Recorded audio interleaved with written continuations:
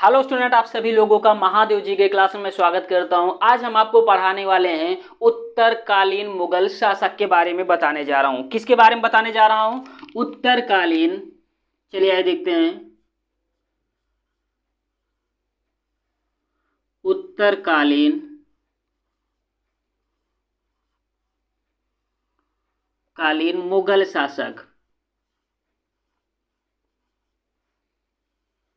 मुगल शासक।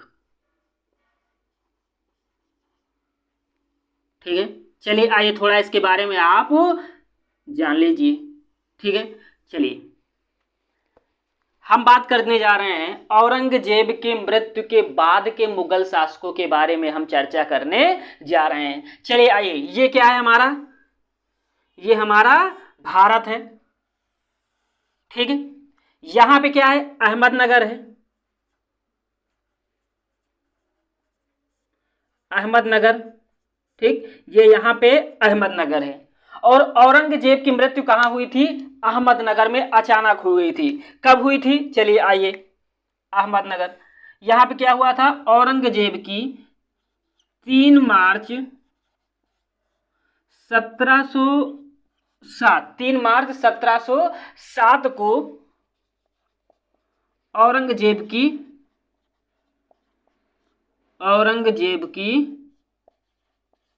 मृत्यु हो गई। ठीक, एक चीज तो आप लोग समझ में आ गया होगा कि औरंगजेब की मृत्यु कहां हुई थी। औरंगजेब की मृत्यु अहमदनगर में 3 मार्च 1707 को अचानक हो गई थी। लेकिन मृत्यु से पहले औरंगजेब के 3 बेटे बचे हुए थे। कौन कौन थे? मुअज्जम, मोहम्मद आजम और कामबख्श। ठीक, औरंगजेब की जब मृत्यु हुई थी तो उस समय इसके तीनों बेटे कहां कहां पे थे, इसके बारे में हम बात करने जा रहे हैं। चलिए, पहला बेटा जो था जिसका नाम था मुअज्जम। क्या नाम था? मुअज्जम। ठीक, ये मुअज्जम कहां पे था? ये अफगानिस्तान यहां पड़ता है ना, देखो अफगानिस्तान।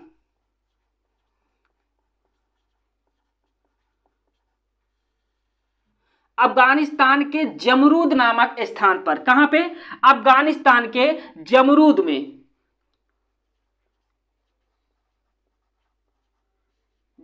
में। कौन था यहां पे? औरंगजेब की जब मृत्यु हुई तो इसका बड़ा वाला बेटा मुअज्जम। क्या नाम था उसका? मुअज्जम।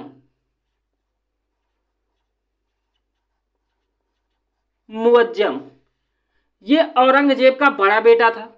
ये कहां का सूबेदार बनाया गया था? ये अफगानिस्तान के जमरूद नामक स्थान पर यहाँ की सूबेदारी संभाल रहा था। अगला बेटा जो है मोहम्मद आजम। ठीक, मोहम्मद आजम जिस समय मृत्यु हुई थी वो उस समय कहां पे था? अहमदनगर में था। ठीक है, किसकी बात हम कर रहे हैं?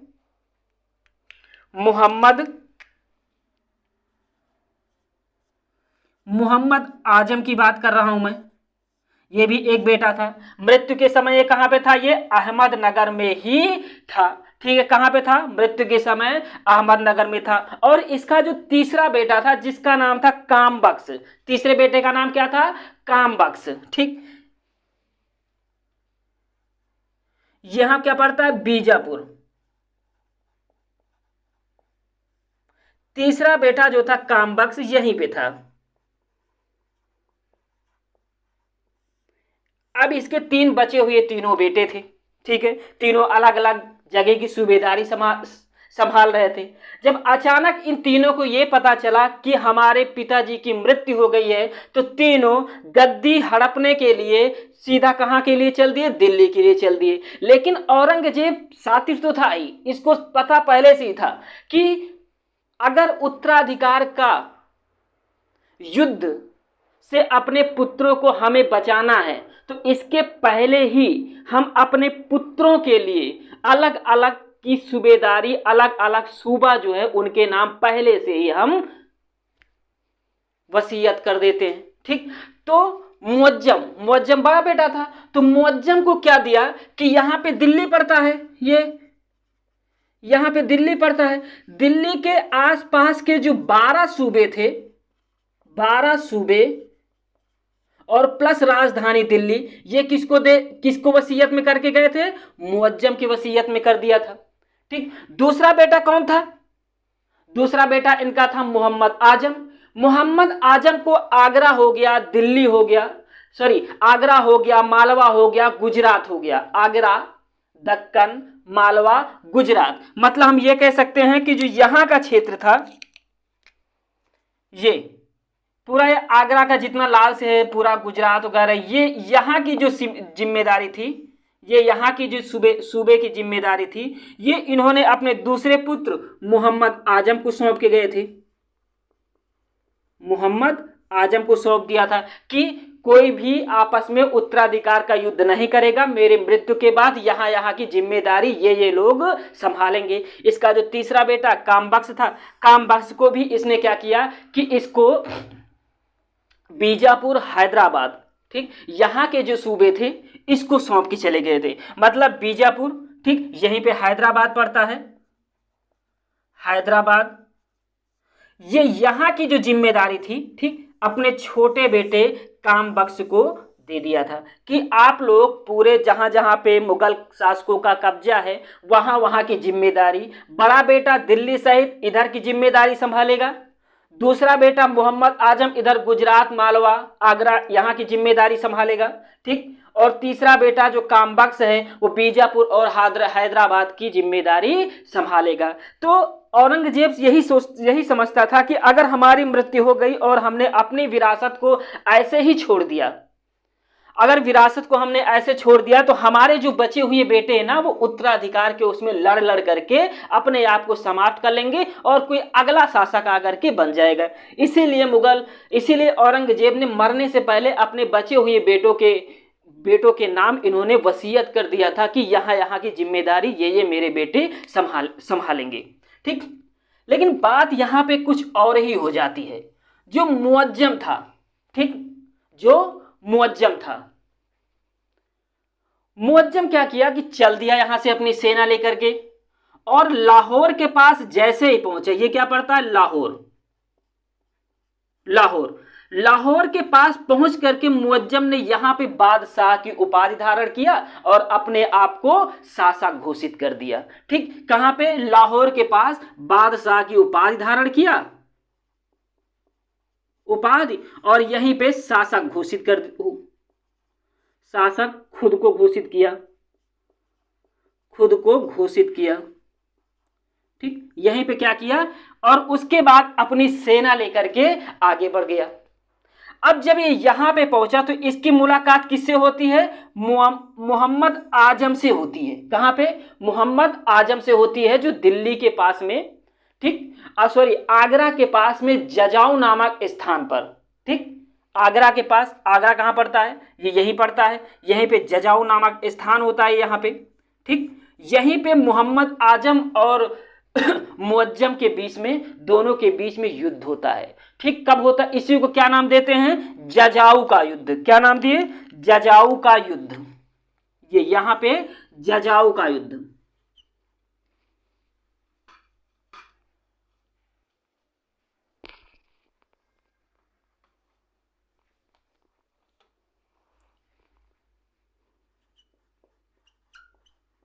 जजाऊ का युद्ध, ठीक। जजाऊ का युद्ध किनके बीच होता है, जजाऊ का जो युद्ध होता है वो बहादुर शाह और आजम के बीच में होता है। कब होता है, 18 जून 1707 को। किसके बीच, मुअज्जम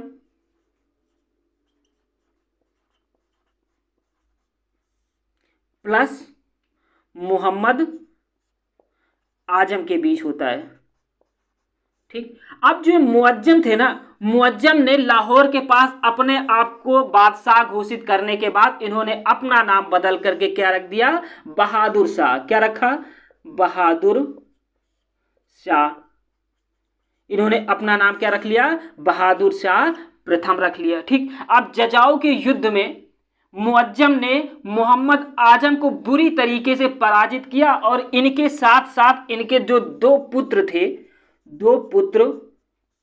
इन दोनों की भी हत्या जजाऊ के युद्ध में बहादुर शाह ने कर दिया। एक तो भाई समाप्त हो गया, बचा अगला भाई। अब इन्होंने यहां से सेना लिया और सेना लेकर के सीधा कहां पहुंच गए, सीधा बीजापुर पहुंच गए। ठीक, यहीं से सीधा ये कहां पहुंच गए, बीजापुर पहुंच गए। और बीजापुर में पहुंच करके कामबख्श के साथ इनका युद्ध होता है। ठीक, और तो इसको हम किस नाम से जानते हैं, बीजापुर का युद्ध। क्या, बीजापुर का युद्ध। ठीक, बीजापुर का युद्ध कब होता है, किनके किनके बीच होता है, बीजापुर का युद्ध जो होता है जनवरी 1709 में होता है। ठीक, जनवरी 1709। इसमें किसके किसके बीच होता है, अरे भैया यही बहादुर शाह प्रथम के बीच में और इनके सबसे छोटे भाई कामबख्श के बीच में। बहादुर शाह प्रथम कामबख्श को घायल कर देते हैं और घायल होने के बाद कामबख्श, उसके अगले दिन कामबख्श की मृत्यु हो जाती है। अब दोनों भाइयों का साम्राज्य तो खत्म हो गया, क्योंकि औरंगजेब दोनों के नाम वसीयत करके गए थे। तो अब क्या हुआ, अब बहादुर शाह की उपाधि से इन्होंने दिल्ली की गद्दी पर शासन सत्ता शुरू कर दिया। ठीक, जब दिल्ली की गद्दी पर इन्होंने शासन सत्ता शुरू किया तो इन्होंने उपाधि तो पहले ही धारण कर लिया था, बहादुर शाह प्रथम। इन्हीं को शाह आलम प्रथम के नाम से भी जाना जाता है। ठीक, कौन शासक आया पहले, बहादुर शाह प्रथम।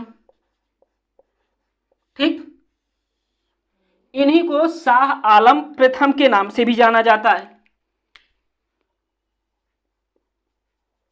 शाह आलम प्रथम, इन्हीं को शाह आलम प्रथम के नाम से भी जाना जाता है। इनको एक उपाधि मिली थी। ठीक, वो उपाधि इतिहासकार खफी खान ने दिया था। ठीक, क्या उपाधि दिया था, शाहे बेखबर। क्या उपाधि शाहे बेखबर। शाहे बेखबर, ये उपाधि इतिहासकार खफी खान ने दिया था। किसने, खफी खान ने दिया था। क्यों दिया था, क्योंकि इनका शासन प्रशासन में किसी भी तरीके का कोई मन नहीं लगता था। ये शासन प्रशासन से दूरियां बना करके रखते थे, मतलब साम्राज्य से दूर भाग रहे थे। सही तरीके से शासन प्रशासन नहीं चलाने की इनकी इच्छा हो रही थी। इसीलिए खफी खान ने इनको कि किसी भी चीज से कोई मतलब ही नहीं, साहे बेखबर की उपाधि खफी खान ने इनको दे दिया। ठीक, अब बात करते हैं, औरंगजेब जो था वो कट्टर था, लेकिन बहादुर शाह जो प्रथम थे इन्होंने क्या किया कि कट्टरता को छोड़ दिया। जब बहादुर शाह प्रथम जब गद्दी पर बैठे तो इनकी उम्र जो थी वो 63 वर्ष थी। इनकी उम्र कितने वर्ष थी, 63 वर्ष थी जब ये गद्दी पर बैठे। तो इन्होंने क्या किया कि कट्टरता जो थी औरंगजेब के बारे में, अदर धर्मों को लेकर के इनके अंदर नहीं थी। इन्होंने कट्टरता के स्थान पर समझौता और मेल मिलाप की नीति को अपनाया।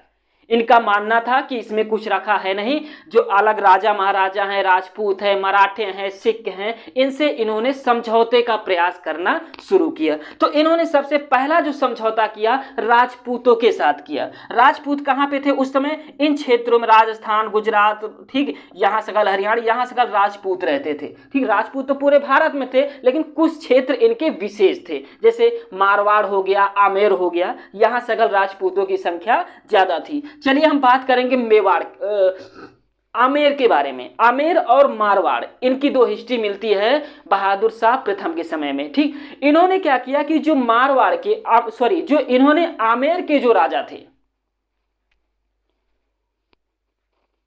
आमेर के राजा उस समय जयसिंह थे। ठीक, कौन थे, जयसिंह थे। कहां के राजा थे, आमेर के राजा थे, आमेर की गद्दी पे बैठे हुए थे।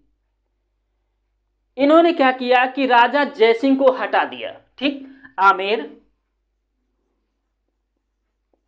ये आमेर है, यहां के राजा कौन थे, जयसिंह थे। जयसिंह यहां के राजा थे। बहादुर शाह ने क्या किया कि जय सिंह को गद्दी से हटा करके इनके छोटे भाई विजय सिंह को गद्दी पर बैठा दिया। किसको बैठा दिया? इनके छोटे भाई विजय सिंह को गद्दी पर बैठा दिया। ठीक है,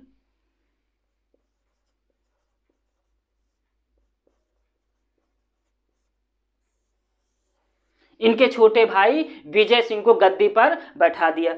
अब बहादुर शाह ये चाहता था कि जो मारवाड़ का जो क्षेत्र है, यहाँ पर ये अपने मुगल सत्ता को स्वीकार कराने के लिए मजबूरन वहाँ के शासक को बाध्य करते थे। ठीक, और इन्होंने ये सोचा कि हम जो जोधपुर और आमेर का जो क्षेत्र आता है, यहाँ पे जोधपुर और आमेर का क्षेत्र आता है, अगर हम यहाँ पर अपनी मुगल सेना टुकड़ी अगर तैनात कर देंगे तो धीरे धीरे यहाँ के जो राजपूताना है वो मुगल सत्ता के अधीनता को स्वीकार कर लेंगे। लेकिन यहाँ के राजपूतों ने इसका घोर विरोध किया और विरोध करने की वजह से बहादुर शाह आमेर, मारवाड़, ठीक यहाँ पे मुगल सेना नहीं तैनात कर पाया।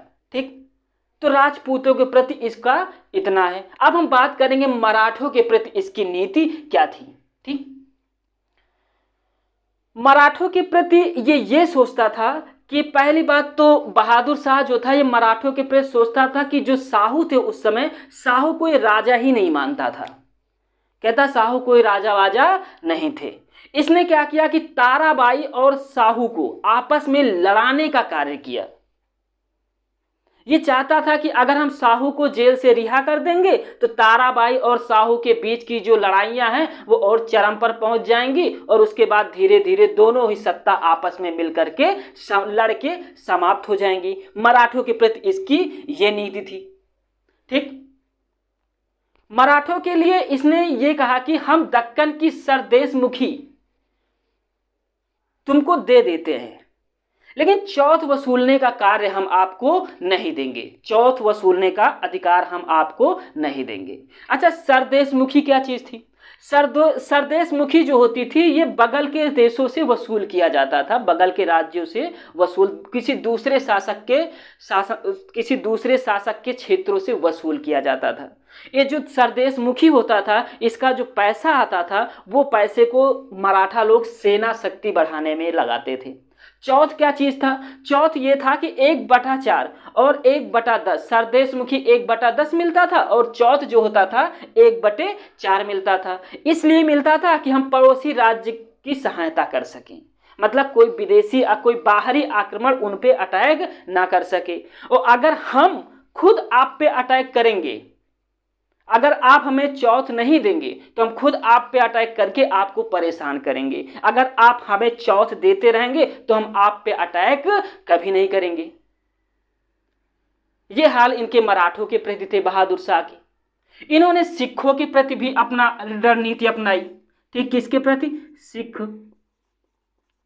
सिख कहां पे थे? सिख ये पंजाब के क्षेत्रों में थे। ठीक, सिख कहां पे थे? सिख ये पंजाब वाले क्षेत्रों में निवास करते थे। ठीक,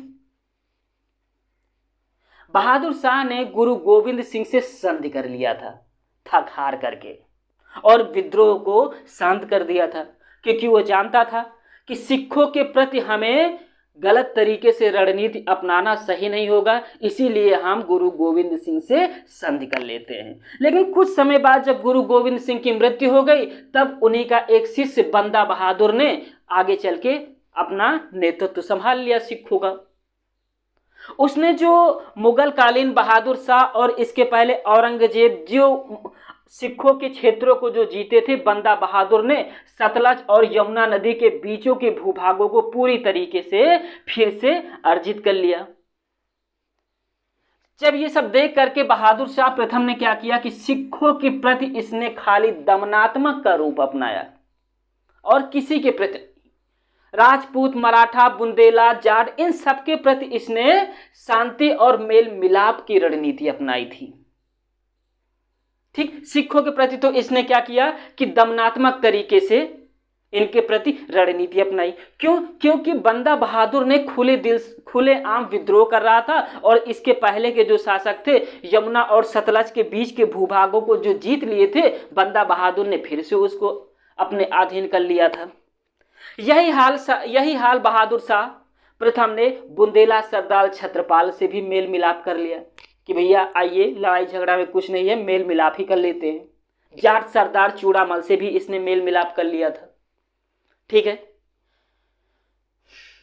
लेकिन इसी बीच में जो बहादुर शाह था, इसने जो जागीरें थी, इसने अंधाधुंध लुटाना शुरू कर दिया। पूरा राजकोष खाली हो गया। जब पूरा राजकोष खाली हो गया तो साम्राज्य की जो मुख्य समस्या थी, बहादुर शाह प्रथम उस तरफ ना ध्यान दे करके अलग कार्यों में वो जुटा रहा। मतलब जो साम्राज्य के मुख्य कार्य थे उनको वो टाल मटोल करता रहा। और अचानक 1712 में बहादुर शाह प्रथम की मृत्यु हो गई। कब मृत्यु?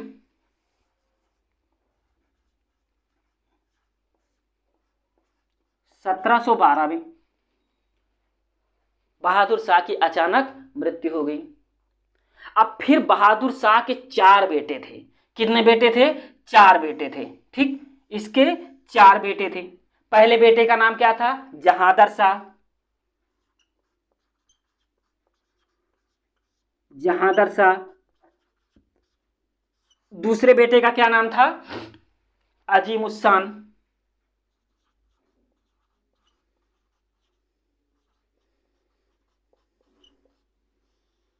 दूसरे बेटे का नाम क्या था? अजीम उस्सान था। तीसरे बेटे का क्या नाम था? रफी उस्सान था। रफी उस शाम था, ठीक। और चौथे बेटे का नाम इन्होंने रखा था जहान शाह। जहान शाह इनके चौथे बेटे का नाम था। अब जब अचानक बहादुर शाह की मृत्यु हो गई तो एक बार साम्राज्य को फिर से उत्तराधिकार के युद्ध में झोंक दिया, ठीक है। एक बार उत्तर मुगल कालीन फिर से उत्तराधिकार की आग में जलने लगा। मतलब औरंगजेब की मृत्यु के बाद एक बार उत्तराधिकार का युद्ध तो हुआ था, लेकिन औरंगजेब ने इतनी व्यवस्था तो कर दिया था कि हमारे जो बचे हुए बेटे हैं उनको अलग अलग क्षेत्रों की वसीयत प्रदान कर दी थी। लेकिन बहादुर शाह प्रथम तो अचानक 1712 में मृत्यु हो गई इसकी, तो इसने तो वसीयत भी नहीं किया था। इसीलिए इसकी जो सौ है, बहादुर शाह प्रथम का जो सौ है, ठीक है, वो क्योंकि इसके बच्चे सारे उत्तराधिकार के युद्ध में बिजी हो गए और इसका सौ जो था ना, वो दिल्ली में 10 सप्ताह बाद दिल्ली में दफनाया गया था। तो हम ये मान सकते हैं कि जो इसके बेटे थे ना, वो उत्तराधिकार के युद्ध में पूरी तरीके से बिजी हो गए थे और बाप की अर्थी जो है दिल्ली में 10 सप्ताह तक रखा रहा और 10 सप्ताह के बाद इसको दिल्ली में दफनाया गया। चलिए आइए इसके बारे में थोड़ा सा लिख लेते हैं, उसके बाद हम बताते हैं कि इसके उत्तराधिकार के बाद कौन से शासक गद्दी पर बैठते हैं, ठीक है। चलिए क्वेश्चन देख लीजिए, इसमें से क्वेश्चन देख लीजिए। पहला क्वेश्चन क्या है? ये क्वेश्चन है, औरंगजेब की मृत्यु कब हुआ था? 3 मार्च 1707 को हुआ था। कहां पे हुआ था? अहमदनगर में हुआ था। अगला पॉइंट क्या है? दूसरा क्वेश्चन, जजाऊ का युद्ध कब हुआ था? 18 जून 1707 को हुआ था। किनके बीच हुआ था?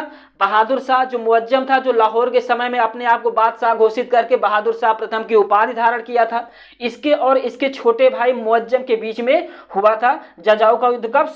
18 जून 1707 को हुआ था। तीसरा, इसने यहां से पहुंच करके अपने सबसे छोटे भाई कामबख्श के पास पहुंचा और बीजापुर के क्षेत्र में इसने अपने छोटे भाई से युद्ध किया जनवरी 1709 में, और उसके बाद बहादुर शाह दिल्ली की गद्दी पर बैठा था, ठीक। इसने मराठा हो गया, राजपूत हो गया, सिख हो गया, सिखों के प्रति दमनात्मक रणनीति को छोड़ करके इसने सभी के प्रति सहानुभूति की, मेल मिलाप की रणनीतियां अपनाई थी, ठीक। इसको साहिब खबर कहा जाता था। ये साहिब खबर की उपाधि जो है खफी खान ने दिया था। खफी खान एक इतिहासकार थे।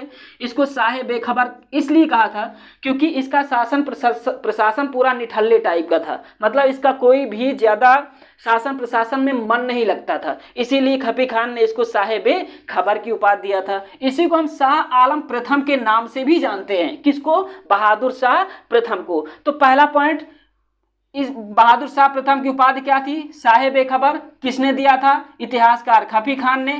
बहादुर शाह प्रथम को शाह आलम द्वितीय के नाम से भी जाना जाता है। इसकी मृत्यु 1712 में हुई थी। कहाँ पे हुई थी? दिल्ली में हुई थी। कहाँ दफनाया गया था? दिल्ली में दफनाया गया था। इसके 4 बेटे थे। एक का नाम जहादर शाह था, दूसरे का नाम अजीम उस शान था, तीसरे का नाम रफी उस शान था, चौथे का नाम जहान शाह था। ठीक है, ये चीज, इतने क्वेश्चन आपके इस मैप से बनेंगे। मतलब एक क्वेश्चन ये हो गया, दूसरा क्वेश्चन जजाऊ का युद्ध हो गया, तीसरा क्वेश्चन बीजापुर का युद्ध हो गया, ठीक, चौथा क्वेश्चन आपका उपाधि हो गया, पांचवा क्वेश्चन आपकी मृत्यु हो गई, ठीक, बहादुर शाह की, छठवां क्वेश्चन इसके चारों बेटों के नाम हो गए। ठीक, इसकी जब गद्दी पे बैठा तो इसकी उम्र कितनी थी? 63 वर्ष थी। ठीक, ये मैटर आपके इस मैप से इतने क्वेश्चन आपके बन गए हैं। अब 4-5 पॉइंट है, उसको मैं लिखा देता हूं, आप लोग नोट कर लीजिए। ठीक है, ओके, चलिए।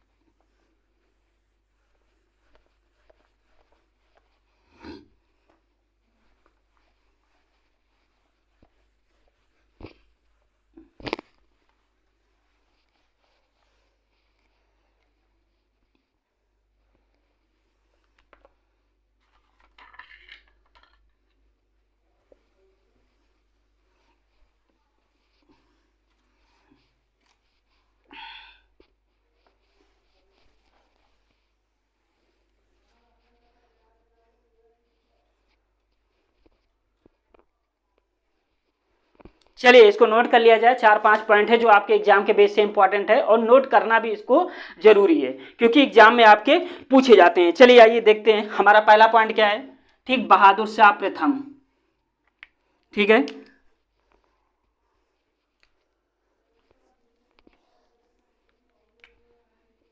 पहला शासक हमारा क्या है? बहादुर शाह। बहादुर शाह प्रथम। बहादुर शाह प्रथम की उपाधि धारण किया था, और इसका नाम क्या? मुअज्जम। इसका अन्य नाम क्या है? मुअज्जम। ठीक, इसी को हम लोग क्या बोलते हैं कि शाह आलम प्रथम के नाम से भी जानते हैं। ठीक, अन्य नाम शाह आलम प्रथम।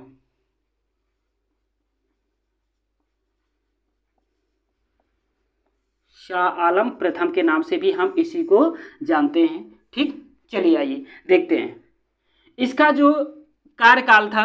ठीक,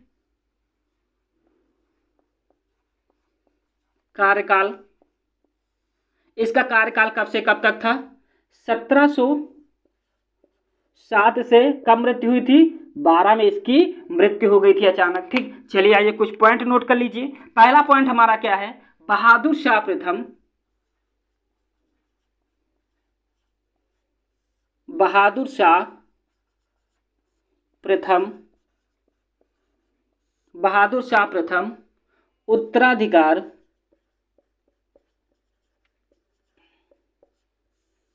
उत्तराधिकार के युद्ध में सफल रहा। सफल रहा। ठीक है, अगला पॉइंट क्या है? और दिल्ली की गद्दी पर,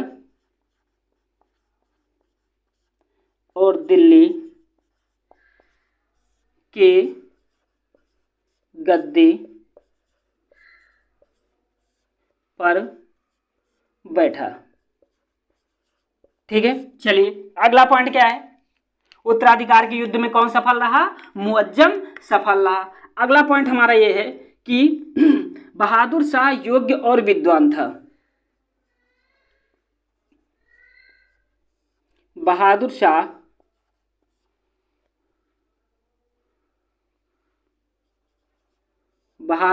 योग्य और विद्वान था। बहादुर शाह योग्य और विद्वान था। इसने समझौते और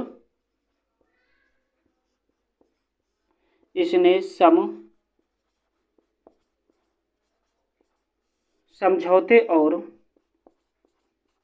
इसने समझौते और मेल मिलाप का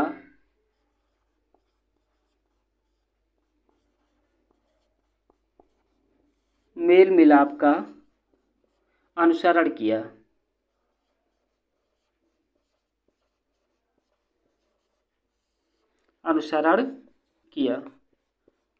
ठीक है, चलिए अगला पॉइंट क्या है।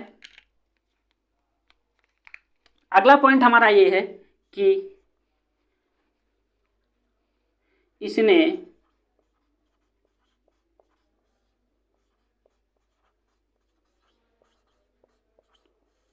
राजपूतों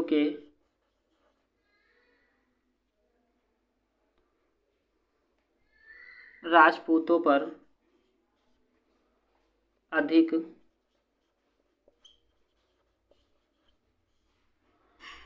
नियंत्रण रखने के लिए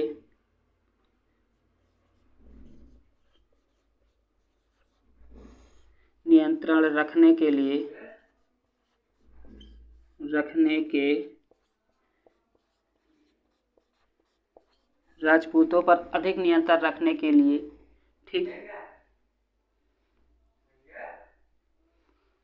इसने क्या किया था कि राजपूतों पर अधिक नियंत्रण रखने के लिए कहाँ के आमेर की गद्दी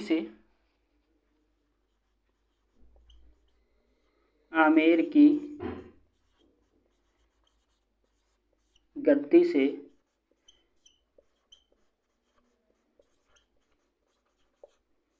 जयसिंह को हटाकर इनके छोटे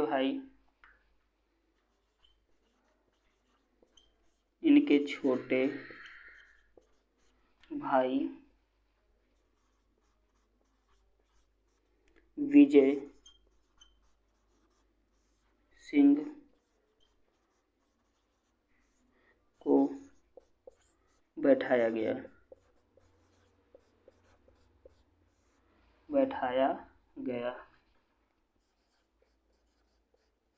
ठीक है, अगला पॉइंट, एक पॉइंट और लिख लीजिए इसी में। मारवाड़ के राजा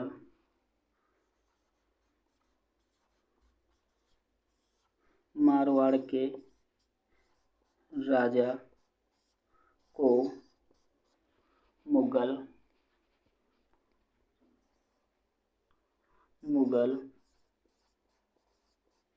सत्ता स्वीकार करने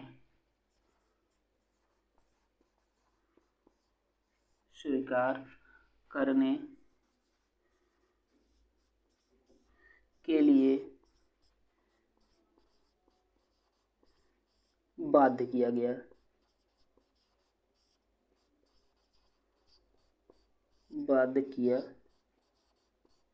गया। ठीक है, चलिए आइए एक पॉइंट और लिख लीजिए। बहादुर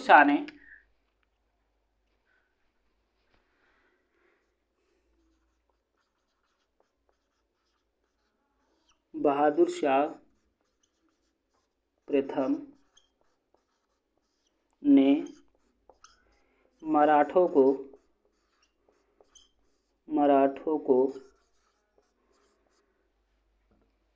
दक्कन की सरदेशमुखी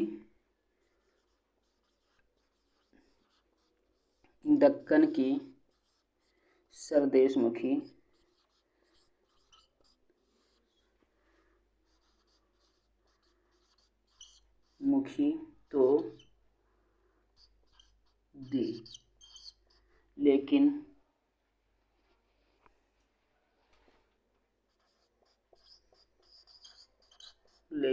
चौथ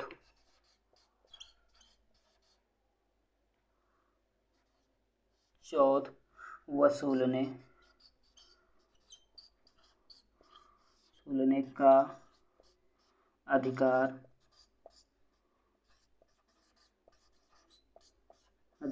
नहीं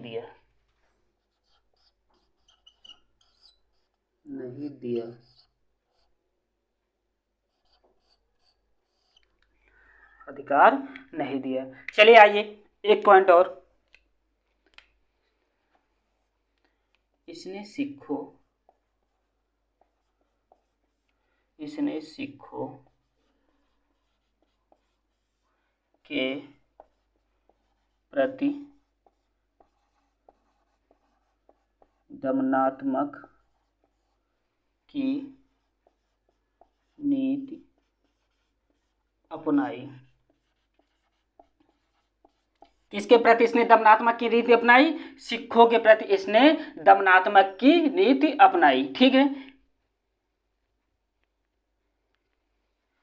इसकी उपाधि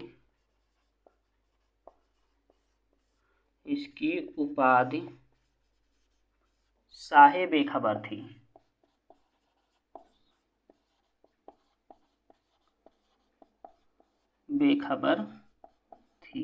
जो खफी खान ने दिया था।